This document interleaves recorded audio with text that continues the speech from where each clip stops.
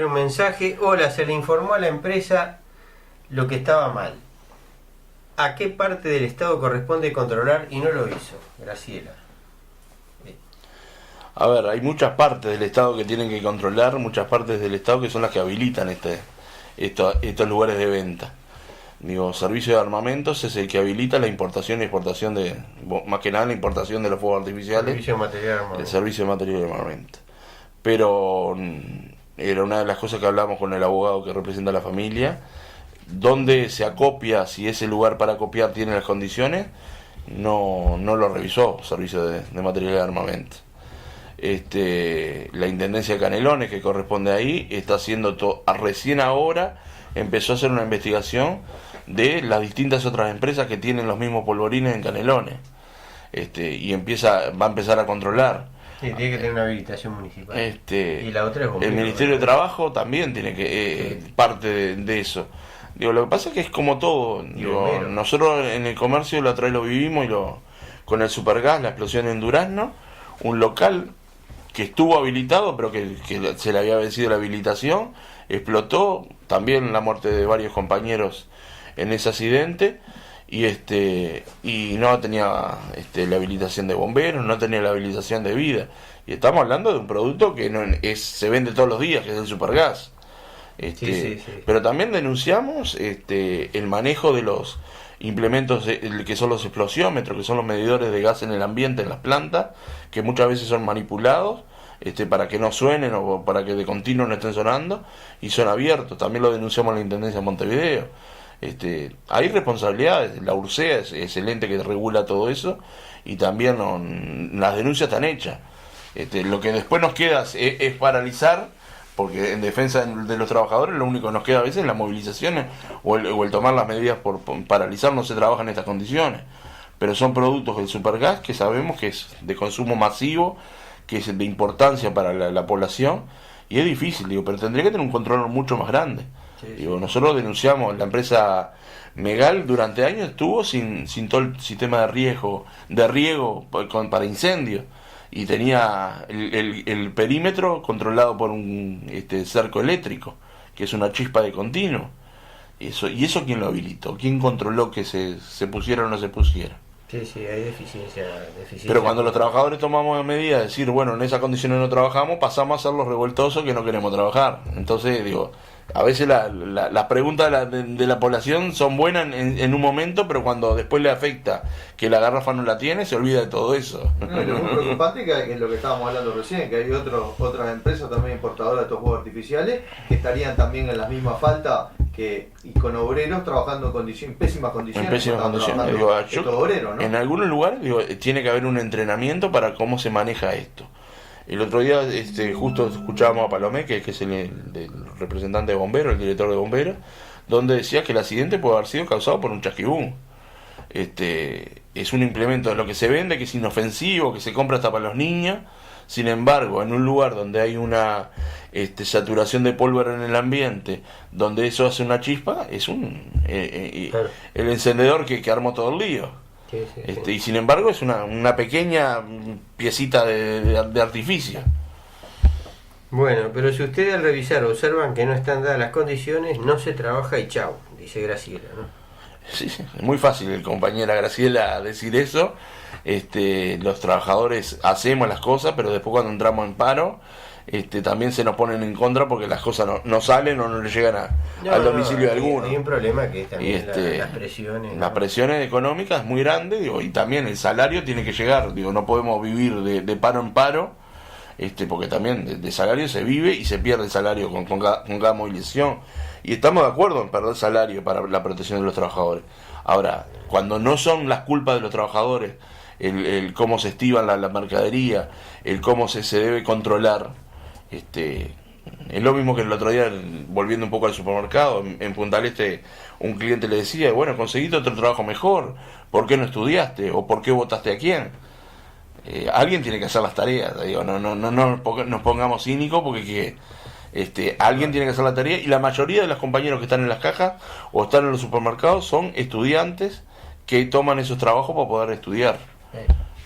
Escuchame, ¿y en qué está? ¿Hay un juicio, hay juicio civil? Es un juicio, Hay una denuncia penal, ¿no? es decir, no, estamos Volviendo a los fuegos artificiales. El otro día, el viernes, se hizo las primeras declaraciones de los testigos, que nosotros fuimos como juez y a entregar todo el material que teníamos, en el juzgado penal de Toledo.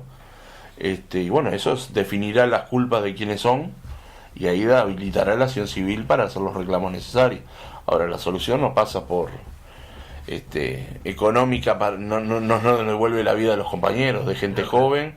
El otro día estaba la compañera, la esposa, con la hijita chiquita de Adrián, el último compañero que murió, que logró salir con vida del accidente, pero con heridas muy graves que terminaron llevándolo al fallecimiento a los 4 días.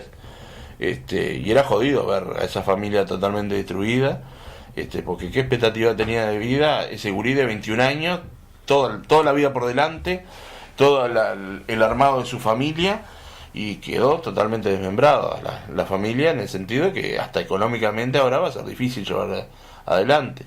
Y está bien, digo, tendremos con el tiempo, con la justicia, entre apelación y no apelación, se tendrá un pago económico por la vida de ese compañero, pero no es lo que buscamos. Lo que buscamos es que los compañeros puedan ir a trabajar y volver a su casa a disfrutar de su familia y crecer con su familia.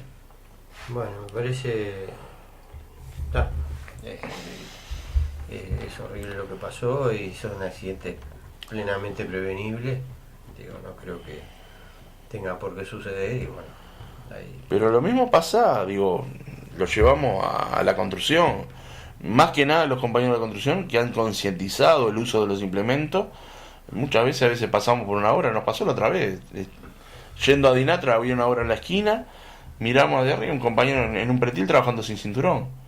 Compañero, el cinturón no, el patrón no me lo da, y no trabaje de ese lado. Póngase un implemento de seguridad, sino no, pero que no lo tenga. Y bueno, pero de esa forma sí no trabaje, en un pretil medio colgado. Y bueno, pero fue ese intercambio de palabras. Llamamos a los compañeros del Zunga, a los 10 minutos estuvieron ahí, y enseguida se paralizó la obra, y era un escándalo. El dueño, no, ¿cómo me van a paralizar la obra? Que yo tengo tiempos de entrega. Y bueno, pero denle los implementos de seguridad. Si usted sabe que tiene que tener los implementos de seguridad.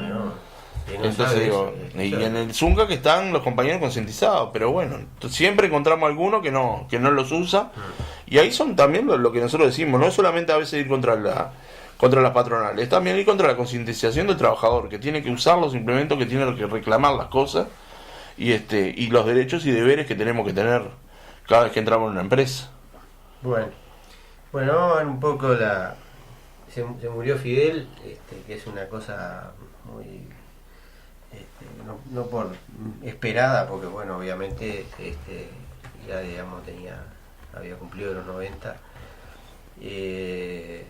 pero que nos golpeó a todos, ¿no? Y bueno, las consideraciones, ¿no? Este mensaje que manda Juan de la Blanqueada es interesante para comentar. Dice: murió Fidel Castro, caudillo nacionalista. Lo del socialismo es discutible. Patria o muerte fue su mejor consigna. Martí, Solano López, etcétera. Que en paz descanse, viva Cuba, Daniel de la Blanqueada. Yo le diría a Daniel que está equivocado, ¿no? O sea, Fidel Castro fue un marxista-leninista convencido. Por supuesto que la Revolución Cubana tuvo un componente nacional, eso es indiscutible, antiimperialista, pero al mismo tiempo es completamente objetivo desde el punto de vista más allá de las palabras, que la Revolución Cubana es una revolución socialista, ¿no? Sin ninguna duda, ¿no? ¿Por qué es una revolución socialista? Bueno, porque expropió el capital. Inclusive en el año 1968 se completa la expropiación hasta de los pequeños comercios. O sea, realmente quedaron en Cuba en aquella época muy pocas actividades privadas. Nosotros que vivimos unos cuantos años por allá, realmente se pueden contar con el dedo de la mano las actividades privadas. La más importante es un sector campesino, que quedó como dueño de la tierra, de sus parcelas, algunas concedidas por la reforma agraria, las dos leyes de reforma agraria que hubo en Cuba, y otras explotadas en forma colectiva, y otras, digamos, que venían ya campesinos que eran propietarios de antes, que no fueron expropiados porque el tamaño de sus predios era inferior al límite de la segunda ley de reforma agraria, que no era tan chico, porque era 13 caballerías, que son 65 hectáreas, que en Cuba es una superficie importante. Después de eso había algunas actividades privadas, gente que tenían autos viejos que hacían unos trayectos que no eran tipo taxi, más bien parecido a un ómnibus que a un taxi. Transporte colectivo. Era un tipo de transporte colectivo. Un tipo de transporte colectivo. Quedaron algunos médicos que quedaron ejerciendo la actividad privada, que ya eran médicos de antes, no los que se recibieron después de la revolución.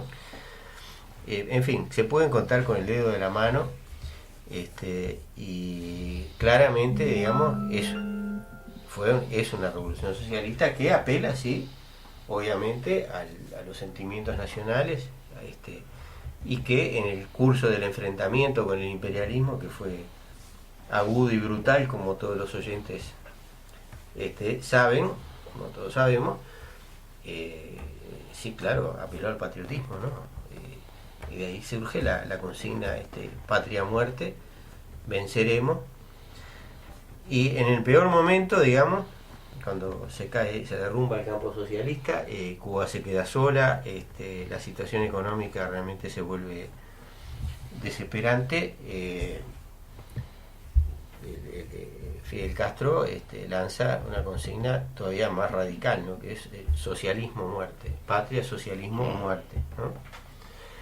Pero el carácter socialista de la revolución fue proclamado en el año 1961, un par de días antes cuando estaban bombardeando los aeropuertos cubanos como preludio de la invasión de Playa Girón. Ahí Fidel proclama el carácter socialista de la revolución, ¿no? Y hay obviamente que Fidel, en forma táctica, no se declaró comunista, ni socialista, ni marxista, leninista antes del triunfo de la revolución, aunque es claro que ya lo era, ¿no? Lo cual obedece a razones muy elementales, ¿no? En plena Guerra Fría, la campaña anticomunista era enorme, y por lo tanto haberlo hecho hubiera significado alienarse a gran parte del pueblo, que estaba convencido de que el comunismo era una cosa mala por toda la campaña que había, ¿no? Pero además hay otro factor, o sea, la actuación del Partido Socialista Popular, que así se llamaba el Partido Comunista existente en Cuba, ante la revolución distaba de ser cristalina, ¿no? El Partido Comunista había tenido ministros en el anterior gobierno de Batista. Batista había sido presidente antes del golpe de Estado de 1953, durante la Segunda Guerra Mundial, el Partido Comunista, o sea que también había, si bien tenía una base obrera, y tenía una influencia importante en los sindicatos, ¿no? en la Central de Trabajadores de Cuba, había sectores del pueblo que no lo veían con buenos ojos, ¿no? Ya no por la propaganda imperialista, sino por las razones correctas, ¿no? O sea, todo eso lleva a que Fidel nunca se afilie al Partido Comunista, y él se maneja con un discurso, a partir del momento que se produce el golpe de Batista, antidictatorial y anticorrupción, antidictatorial, pero también propone, ¿no? Ojo, o sea, en la historia me absolverá, ya se plantea la reforma urbana, que era la rebaja de los alquileres, ¿no? Y darle vivienda a la gente trabajadora, y la reforma agraria. O sea, ya eso se plantea claramente, está en la historia venezolana. El programa de la historia venezolana es un programa bastante sintético desde el punto de vista económico, pero hay cosas que sí están claras, ¿no? Están claramente planteadas, que son las que hace la revolución cuando triunfa y genera esa dialéctica con Estados Unidos, con el imperialismo que va radicalizando rápidamente la revolución, posiblemente más rápido de lo que Fidel y los otros dirigentes hubieran pensado antes, ¿no? Pero bueno, yo creo que sí, que es una claramente una revolución socialista. Si hay una revolución que se puede definir como socialista, es precisamente la cubana, y sobre las bases objetivas que acabo de decir, ¿no? Ideológicamente es claro que si en Cuba se estudiaba Martí, se estudiaba en profundidad la historia de Cuba, estoy hablando desde la escuela primaria hasta la universidad, ¿no? Se estudiaba también el marxismo-leninismo, ¿verdad? Había una materia en todos los niveles de estudio, creo que no en la primaria, por supuesto, ¿no? Pero ya a partir de la secundaria ya había una materia de estudio que era el marxismo-leninismo, se estudiaba, y después había escuelas ya para cuadros, en las cuales de distintos niveles, en las cuales se estudiaba el marxismo en profundidad, ¿no? Y también recuerdo, porque eso yo no participé en esos cursos, pero sí tuve gente cercana que sí lo hizo, que los materiales de estudio no eran los famosos manuales soviéticos. Los materiales de estudio eran los textos clásicos, ¿verdad? Se estudiaba directamente en los textos de Marx, de Engels y de Lenin, ¿no? No se estudiaban los manuales famosos. Lo digo porque hay mucha cosa que se dice por ahí y que no son ciertas. Ya no estoy hablando de la cosa burda, ¿verdad? No estoy hablando del diario El País o del New York Times o de no sé, ustedes me entienden. Estoy hablando de cosas que se manejan dentro de la izquierda y dentro de la discusión de izquierda, y no responden a la realidad, ¿no? Bueno, acá hay otro mensaje, vamos a leer. Creo que se trata de no trabajar, porque nadie con huevo se va a morir de hambre. Me parece que eso del sindicato no tiene idea. Por suerte, los obreros mutarán a bolchevique. Bueno. Bastante entreverado, digo. Pasaría a contestar.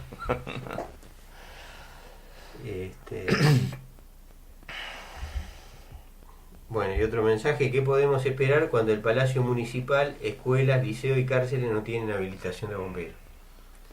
El cual es cierto, recién ahora el tema de bomberos se está moviendo después de este accidente, y bueno, después hubo varias cosas terribles, ¿no? Después varios accidentes, los ancianos, recuerdo eso. Se murieron, si no mal no recuerdo, 7, ¿no? Sí. 7 ancianos. Decime alguna otra, yo ahora no me acuerdo de ninguna otra, pero digo, bueno, obviamente gente en incendio muere todos los días, pero es un decir, no todos los días, pero muere con mucha frecuencia. Eso tiene que ver con la precariedad de las viviendas, ¿no? Pero digamos, hay una cuestión acá que se descuidó completamente en este país durante muchos años, y bomberos se transformó en una formalidad que la mayor parte de las empresas no le daban bolilla, porque no tenía medios para controlar, descontrolaba. Bueno, a ver, desde que la ley parecería que va a cambiar, la ley de responsabilidad penal tan cuestionada por los empresarios está vigente, empezaron a contratar prevencionistas. Antes los prevencionistas no existían, era muy poco las empresas que tenían prevencionistas. Por algo también, haciendo la consulta en la UTU. En la construcción sí, porque la construcción es obligatoria. La construcción es obligatoria, pero un cierto número de jornales o ciertas condiciones de altura, y eso es obligatorio el prevencionista. Pero ha pululado ahora todo el curso de prevencionista, ha crecido, que no hay cupos, porque se tomó ahora como una salida laboral. Pero prevencionista siempre tenía que haber, y más que nada el sentido común, digo, tanto del patrón como del trabajador. Yo no puedo estar subiendo una escalera a maniobrar una mercadería si la escalera no es la adecuada. Y lo haré un día o dos, pero después no tengo que tratar de que me traiga una escalera de vida. Digo, yo soy técnico electricista, y si las herramientas que me da la empresa no son las adecuadas para trabajar en alta tensión, no las voy a usar. Pero también hay una concientización del trabajador que a veces, por miedo a perder el puesto de trabajo, por perder la fuente alimenticia de su hogar, hace cosas que no tiene que hacer. Bueno. Y lo otro, recordando ahora la muerte de Fidel, invitamos mañana a las 18:30 acá a la vuelta en Jackson, en la sede del PCNT. Se va a hacer un acto homenaje a Fidel, pero más que nada la revolución, digo, que para nosotros, digo, sí es socialista, más que nada por lo solidaria, digo, una revolución que supo adiestrar médicos, y esos médicos son volcados en las catástrofes, me mandan ejércitos que regulen la población, se mandan médicos o se mandan maestros, o como no podemos, acá lo más reciente son la operación de ojos que hemos tenido, que hay gente que no podía pagar los disparates que el conglomerado médico pedía por una operación, se hacen gratis en el Zamboa, y eso no nos podemos olvidar que eso es socialismo también. Nosotros escribimos un trabajo pequeño ahí que está subido Resonando en Feni, y lo pueden leer. Va en el sentido de lo que veníamos diciendo antes en respuesta a este oyente. Y vamos a leer, si nos da el tiempo, creo que nos va a dar el tiempo, un trabajo de un intelectual cubano que estuvo en la época del Che, en la parte económica, que se llama Fernando Martínez Heredia, y al cual nosotros seguimos. La noche del 25 de noviembre, 60 años después de aquella en que salió de Tuxpan al frente de la expedición libertadora, partió otra vez de viaje Fidel Castro. 3 años antes del Granma había encabezado una acción revolucionaria que sorprendió al país por la audacia, valentía y espíritu de sacrificio de los participantes, y provocó el rechazo a la orgía de crímenes con la que respondió la dictadura que se había implantado en 1952. Pero aquel hecho pareciera en contra de lo que se consideraba posible, y ninguna fuerza política lo apoyó.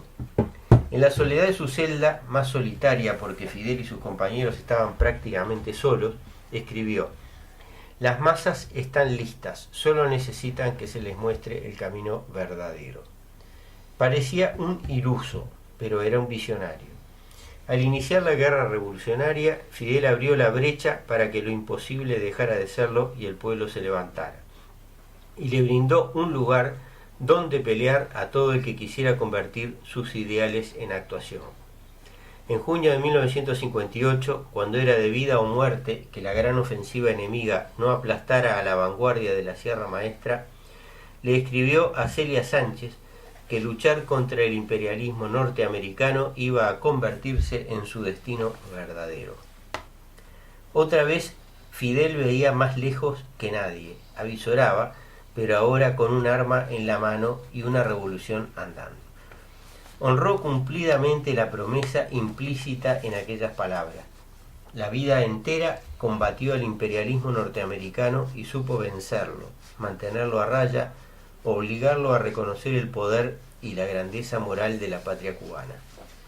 Pero sobre todo, enseñó a todos los cubanos a ser antiimperialistas, a saber que esa es una condición necesaria para ser cubano, que contra el imperialismo la orden de combatir siempre está dada, que como dijo un día el Che, su compañero del alma, no se le puede conceder ni un tantito así, que esa es una constante permanente de la política revolucionaria. La soberanía nacional es intangible, nos enseñó Fidel, y no se negocia.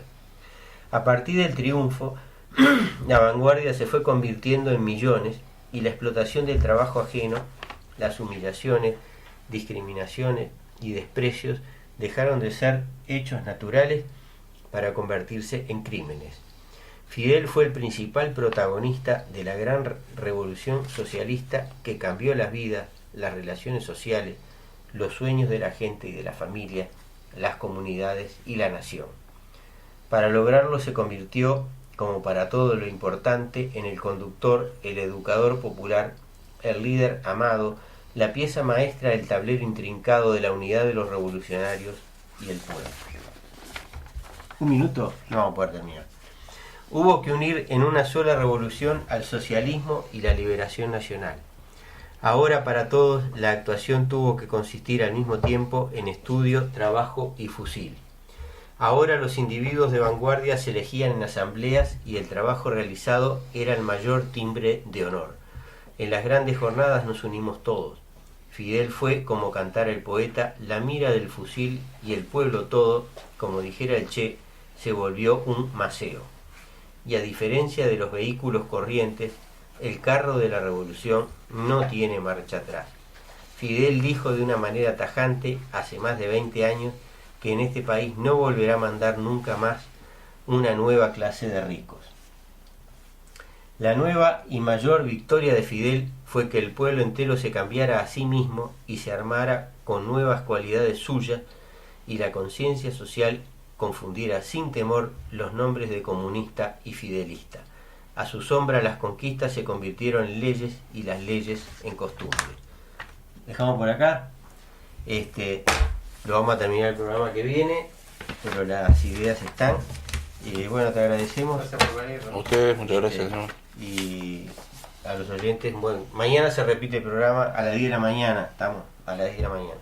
Buenas noches. Buenas noches.